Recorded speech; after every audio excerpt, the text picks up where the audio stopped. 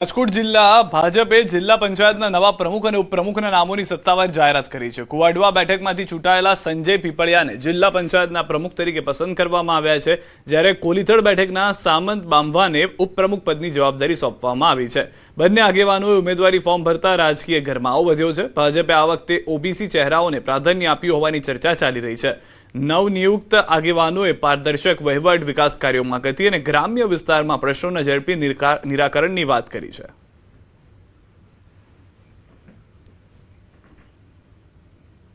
પહેલી પ્રાયોરિટી અમારા જે છેવાડાના ગામો છે કે જે બીજા અધૂરા કામો છે એને સફળતાપૂર્વક અમે પૂરા કરીએ એ અમારી પ્રાયોરિટી પહેલા રહેશે।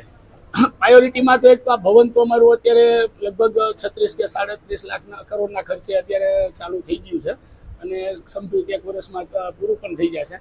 અને મોટા ભાગે અમારી 5 વર્ષની ગત સરકાર ભાજપની સત્તા બોડી દ્વારા લગભગ બધા કામો પૂરા કરવામાં આવ્યા છે, છતાંય જે કાંઈ અધૂરા કામો હશે એ બધા અમે પૂરા કરી અને વ્યવસ્થિત રીતે વિકાસ કરશું અને એ મુજબ તમને ખાતરી આપી છે। ચોક્કસ યુવાનો આપ જાણો છો યુવાનો છે પાર્ટીમાં કામ કરતા કરતા બૂથ પ્રમુખ હોય, સક્રિય સભ્યો હોય, પ્રાથમિક સભ્યો હોય કે શક્તિ કેન્દ્ર સંયોજક હોય કે પાર્ટીના નાના મોટી જવાબદારીઓ સંભાળતા હોય, એમને જો આ જવાબદારી આપવામાં આવી છે।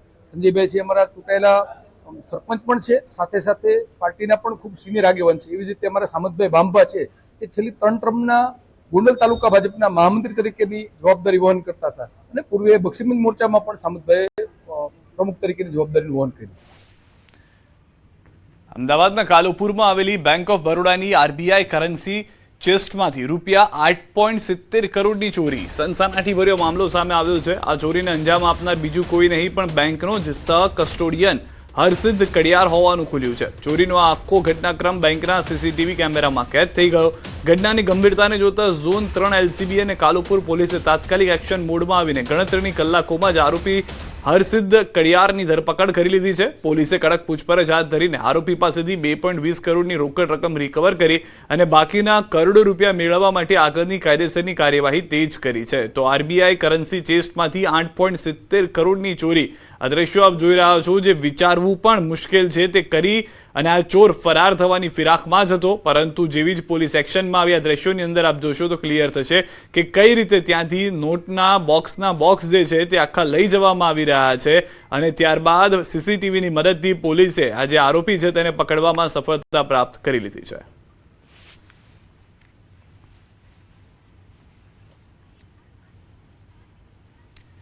ડાંગથી સમાચાર। સાપુતારા માલેગામ ટોલ બૂથ પર અકસ્માત, સાપુતારાથી સુરત તરફ જતી ટ્રક ચાલકે સર્જ્યો અકસ્માત, ક્રેટા કાર અને ટ્રેક્ટરને લીધા અડફેટે। માલવાહક ટ્રકની ટક્કરથી ક્રેટા કારને મોટું નુકસાન, કારમાં સવાર પ્રવાસીઓ અને ટ્રેક્ટર ચાલકને ગંભીર ઈજા, કારમાં સવાર 3 લોકોને ગંભીર ઈજા, તમામ ઈજાગ્રસ્તોને સામગહન પ્રાથમિક આરોગ્ય કેન્દ્ર ખાતે સારવાર અર્થે ખસેડવામાં આવ્યા છે। ક્રેટા કાર અને ટ્રેક્ટરનો આ અકસ્માતના દ્રશ્યો આપ જોઈ રહ્યા છો। અકસ્માતની જે સમગ્ર ઘટના છે તે સીસીટીવીમાં કેદ થઈ ગઈ છે। સાપુતારા માલેગામ ટોલ બૂથ પર અકસ્માત થયો હોવાની જાણકારી જે છે તે જોવા મળી રહી છે। ટ્રેક્ટર, તેની પાછળથી ટ્રક આવે છે, ટક્કર મારે છે। એક તરફથી આવતી ક્રેટા કાર છે કે જેને પણ નુકસાન થાય છે, જે લોકો ત્યાં આગળ ઊભા હતા તેઓ ઈજાગ્રસ્ત થાય છે। હાલમાં સમગ્ર ઘટનાને લઈને તપાસ શરૂ કરવામાં આવી છે।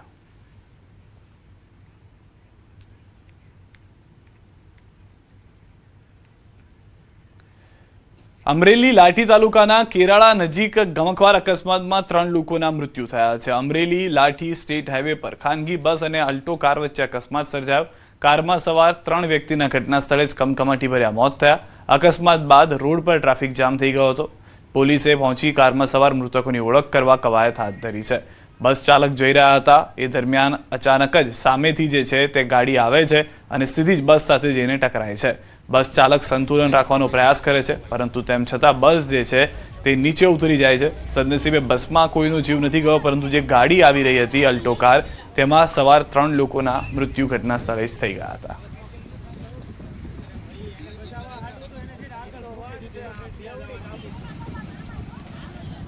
સુરેન્દ્રનગરના ચોટીલા આણંદપુર રોડ પર ભયાનક ટ્રિપલ અકસ્માત સર્જાતા ચકચાર મચી ગઈ છે। બેફામ ગતિ આવી રહેલી ઇનોવા કારના ચાલકે સ્ટીયરિંગ પરથી કાબુ ગુમાવતા રસ્તા પરથી પસાર થઈ રહેલા 3 થી 4 વાહનોને જોરદાર ટક્કર મારી। આ અકસ્માત એટલો ગંભીર હતો કે વાહનોના કુરચે કુરચા બોલી ગયા હતા અને ઘટનામાં 3 લોકોને ગંભીર ઇજાઓ પહોંચી।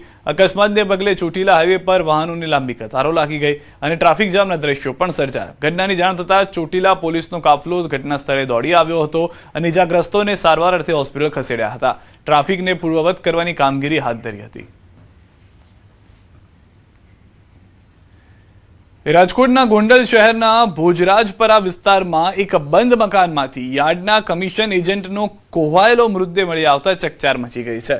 વૃંદાવનનગર વિસ્તારમાં એકલા રહેતા 45 વર્ષીય એજન્ટના મકાનમાંથી ભારે દુર્ગંધ આવતા સ્થાનિક લોકોએ દરવાજો તોડી અંદર તપાસ કરી। તે દરમિયાન અંદરથી બંધ રૂમમાં બેડ પર ફૂલાઈ ગયેલી હાલતમાં મૃતદેહ મળી આવ્યો હતો। ઘટનાની જાણ થતાં જ ગોંડલ બી ડિવિઝન પોલીસ તેમજ ફાયર વિભાગનો કાફલો ઘટના સ્થળે દોડી આવ્યો। હાલ આત્મહત્યા છે કે બીમારીના કારણે મોત થયું છે તે અંગે ચોક્કસ કારણ જાણવા મૃતદેહને ફોરેન્સિક પોસ્ટમોર્ટમ માટે રાજકોટ ખસેડવામાં આવ્યો છે। સમગ્ર મામલે પોલીસે વધુ તપાસ હાથ ધરી છે। રાજકોટમાં દુષ્કર્મ અને પોક્સો કેસની પીડિતાના કાકાની હત્યાના મામલે પોલીસે મોટી કાર્યવાહી કરી છે। ફરિયાદ નોંધાયા બાદ 781 દિવસથી ફરાર રહેલા દુષ્કર્મ અને પોસ્કોના આરોપી મહેન્દ્રસિંહ અને યશપાલસિંહને આખરે પોલીસે ઝડપી પાડ્યા છે।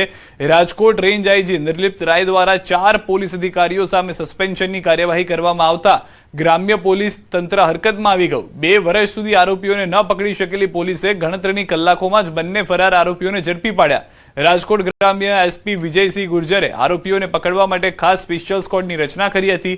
20 તારીખે પડધરીના ખાખડાબેલા ગામે 40 વર્ષીય વ્યક્તિની હત્યા કરવામાં આવી હતી અને આ હત્યા દુષ્કર્મ તથા પોક્સોના આરોપીઓ પીડિતના કાકાની હત્યા હોવાનું આક્ષેપ છે। રાત્રિમાં સવારે 3 વાગ્યાની આજુબાજુમાં આ બંને આરોપીઓને ઝડપી પાડવામાં આવ્યા છે। આમાં 3 છરીઓ ઘટના સ્થળથી બરામદ કરવામાં આવી છે અને બંને ગાડીઓ ત્યાં જો સ્ક્રેચ માર્ક્સ છે એ છરી એ તમામ વસ્તુ એફએસએલમાં મોકલવામાં આવી છે। હાલ આરોપીઓના ફોન પણ રિકવર કરવામાં આવ્યા છે અને અમુક જો સંદિગ્ધ લોકો છે એના પણ ફોન રિકવર કરવામાં એફએસએલમાં મોકલવાની કાર્યવાહી હાલ ચાલુ છે। રાજકોટના આટકોટ અને બાબરા હાઈવે પર ખેડૂતોની લાંબી કતારો જોવા મળી રહી છે। ટ્રેક્ટરમાં ડીઝલ પુરાવા ખેડૂતોની લાંબી લાઈનો હજી પણ યથાવત છે। પેટ્રોલ અને ડીઝલની અછતને કારણે નથી મળી રહ્યો જથ્થો। ઠેર ઠેર પેટ્રોલ પંપ પર લાગી રહી છે લાંબી લાઈન।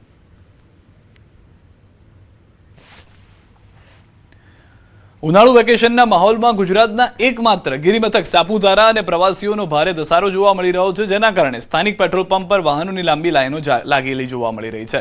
સંચાલકોએ પ્રવાસીઓ અને સ્થાનિકોને આશ્વસ્ત કર્યા છે કે ડાંગ જિલ્લામાં પેટ્રોલ અને ડીઝલનો પૂરતો જથ્થો ઉપલબ્ધ છે, તેથી ચિંતા કરવાની કોઈ જરૂર નથી। સમગ્ર ડાંગ જિલ્લામાં આવેલા તમામ 9 પેટ્રોલ પંપ પર સ્થિતિ બિલકુલ સામાન્ય છે અને પેટ્રોલ, ડીઝલ કે ગેસ સહિતના કોઈ પણ ઇંધણની અછત નથી। આ ઉપરાંત ખેતીની સિઝન માટે ખેડૂતોને પણ પૂરતા પ્રમાણમાં ડીઝલ મળી રહેશે, જેથી તંત્ર દ્વારા જનતાને કોઈ પણ પ્રકારના ખોટા ગભરાટમાં ન આવવા અપીલ કરવામાં આવી છે।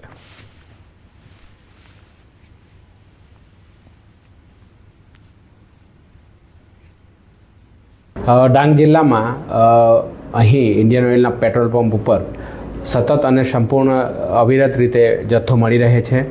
કોઈ પણ જાતનું અહીં જે છે એ કોઈને તકલીફ નથી અને જે પણ લોકો અહીં આવે છે ડીઝલ અને પેટ્રોલ સામાન્ય રીતે પુરાવીને જાય છે। કોઈ પણ પેનિક હાલની સ્થિતિ પેનિક નથી અને ઇન્ડિયન ઓઇલ જે છે એ સતત એના અધિકારીઓ જે છે અમારા સંપર્કમાં હોય છે અને સતત એ લોકો જથ્થો પૂરતો રહે એના માટે સતત સૂચનો કરતા રહે છે। સુરેન્દ્રનગરના કચ્છના નાના રણમાં ડીઝલની અછતના કારણે મીઠા ઉદ્યોગ પર સંકટના વાદળો ઘેરાયા છે। ખારાગોડા, ચિંજુવાડા, ધાંગધ્રા સહિતના વિસ્તારમાં હજારો અગરિયા પરિવારો વર્ષમાં 8 મહિના રણમાં રહી કાળી મજૂરી કરી મીઠું પકવે છે।